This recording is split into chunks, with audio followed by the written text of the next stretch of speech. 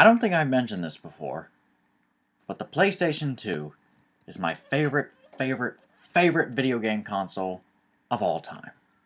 Some people like the Dreamcast, some people like the Super Nintendo, but I love the PlayStation 2. I've had the same PlayStation 2 for maybe a little over 10 years, I think, and it still works. I have said this before, and I will say it again as many times as I want.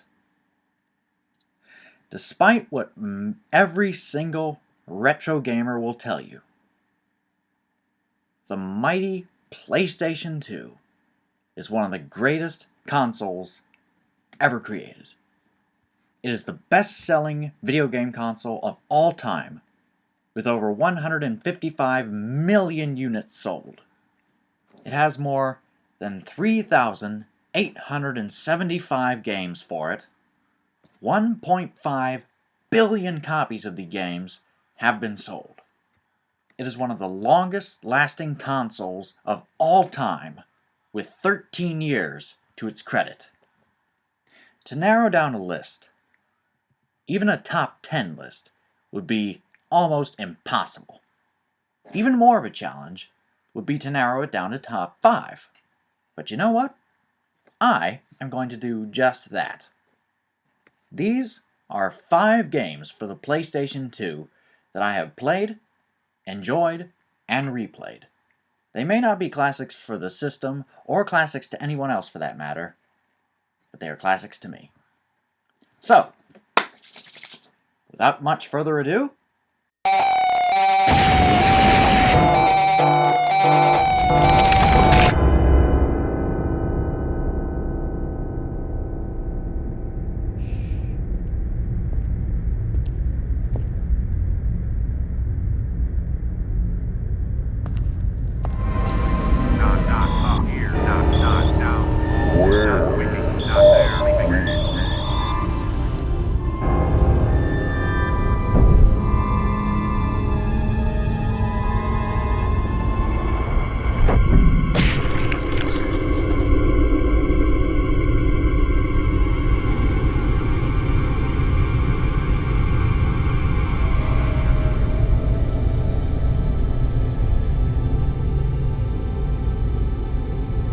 Welcome to the third place.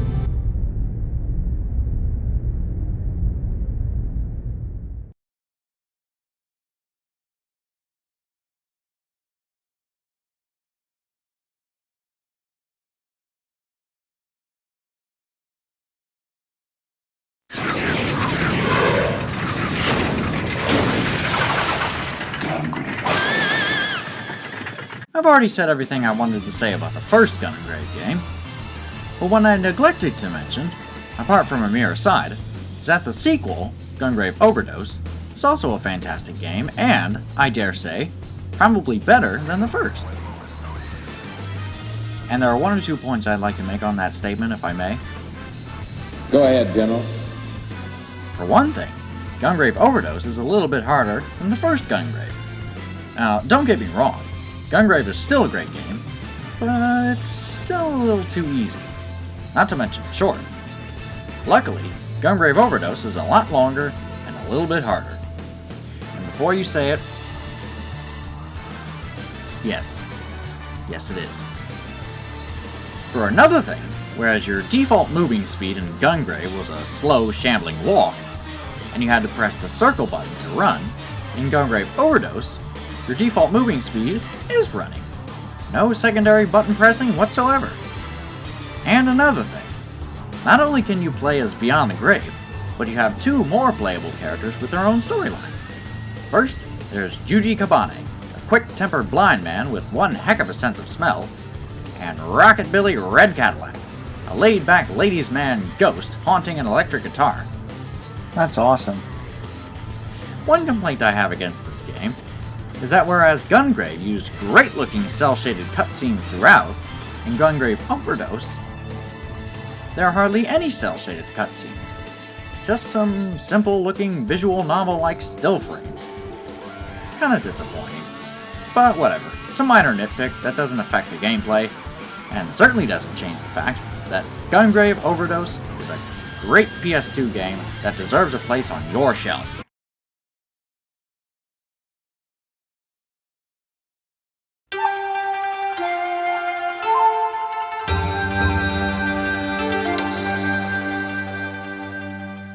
I love drawing. I've been drawing ever since I could pick up a pencil. From my first Magnadoodle to my first animation, I have been drawing whenever I could. I wish I could say it was because I intrinsically love to draw and I taught myself everything I know, but I did have a few influences. Among them are such video games as Mario Paint and Okami. Okami was a game that I got for my birthday a few months after it was released.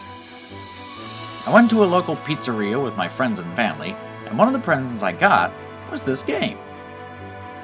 Okami is a game that mostly revolves around a gameplay mechanic that I think is the best part of the game. By pressing a button on the PlayStation 2 controller, one can use the left analog stick to paint a virtual canvas with a virtual paintbrush called the Celestial Brush. You use the Celestial Brush both in combat and to solve puzzles in the game. The developer of this game was inspired by the Legend of Zelda series of video games in terms of gameplay. And I have to agree, this is the closest thing to a Zelda game that any PlayStation gamer will ever get without dropping who knows how many dollars on a Nintendo console. Not to mention the amazing cel-shaded graphics. This game looks like it came out straight out of a Japanese ink painting. It's gorgeous. Of course, I love cel shading anyway, but this is one of the best uses of it in anything ever. Okami is a great game, a great looking game, and if you haven't played it, you are doing yourself a great disservice. Check it out, you won't be sorry.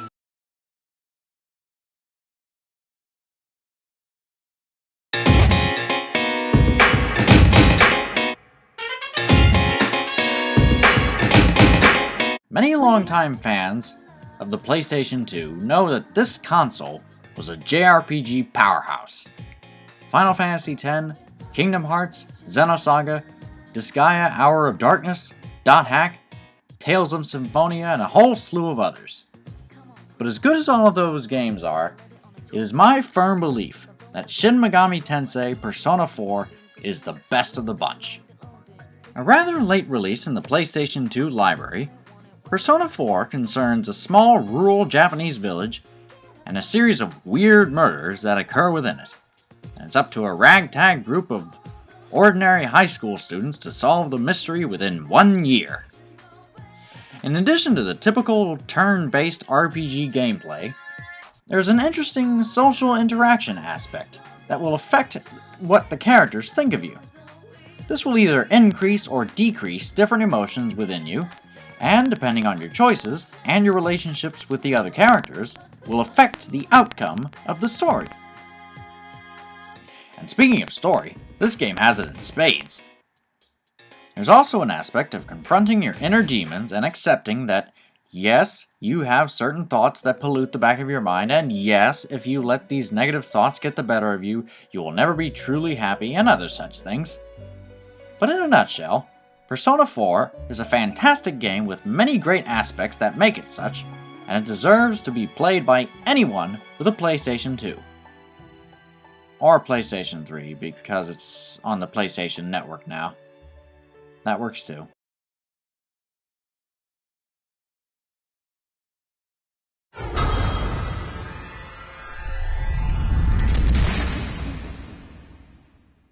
The PlayStation 2 was home to many a classic platforming game franchise: Sly Cooper, Ratchet & Clank, and this. Jak and Daxter: The Precursor Legacy was one of the first games I bought for the PlayStation 2. And I must say, it stands head and shoulders above both Sly Cooper and Ratchet & Clank. Even though they are still making games in the Ratchet & Clank series, the most recent of which is in development for the PlayStation 4, neither it nor Sly Cooper has made as much of a lasting impression on me as Jak and Daxter. Especially Jak and Daxter: The Precursor Legacy. In fact, I was so into Jak and Daxter: The Precursor Legacy that that I held off on getting the second and third games in the trilogy because I thought it would not be as good. And they weren't. At least in my opinion. I first saw Jak and Daxter, the Precursor Legacy, in action at a New Year's Eve party shortly after its release, and I was veritably knocked out of my socks. The graphics were unlike anything that I had ever seen. I was still playing games on the Nintendo 64 like Banjo-Kazooie and Legend of Zelda Ocarina of Time at the time, and as such, I was still used to games looking like that. But when I first laid eyes on Jak and Daxter, the Precursor Legacy, I knew for a fact that I was looking at the future. This is the future. After I got a copy for myself, I knew furthermore that I was not only looking at the future, but playing the future. The movement of the characters was so smooth and seamless, and they all talked. Good training, boys, but that's nothing compared to the challenges that lie ahead. They all had voices. You got the moves, eh, Jak? Their lips moved in sync to the words that they were saying. Get out of here! I really could go on and on and on about Jak and Daxter, the Precursor Legacy, but I'm saving the real gushing for the number one spot. And that is...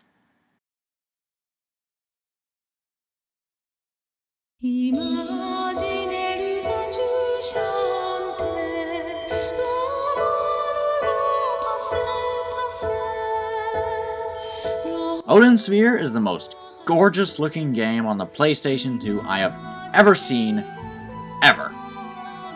George Kamitani and his team at Vanillaware have truly outdone themselves.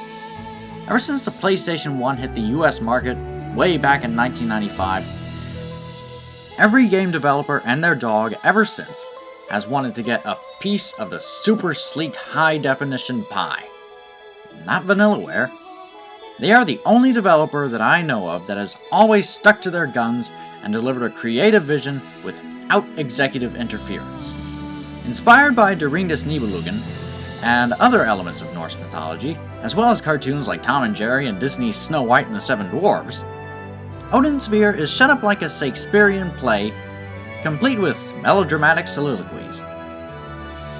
The game consists of 7 acts, presented as a series of books read by a little girl. Each act, or book, focuses on a different character.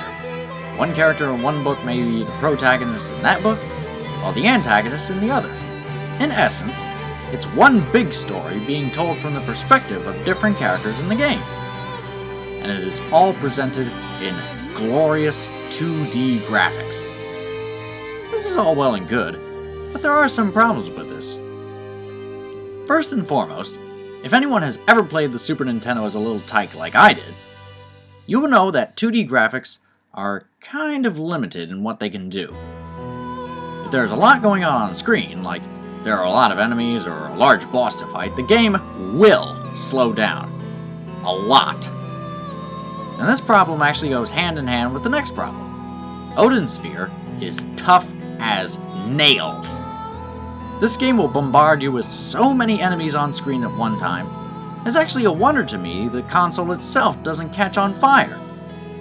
But even so, this seemingly game-breaking fault is not at all enough to ruin the game for me. I love this game. I love it so much that I had my own PlayStation 2 decked out to look like this game. By the way, special shout out to Mark A. Litpack for doing this for me. I love it, it looks fantastic. You're the best! Odin Sphere may not be my favorite video game of all time, but it is one of them, and it is indeed my favorite PlayStation 2 game of all time.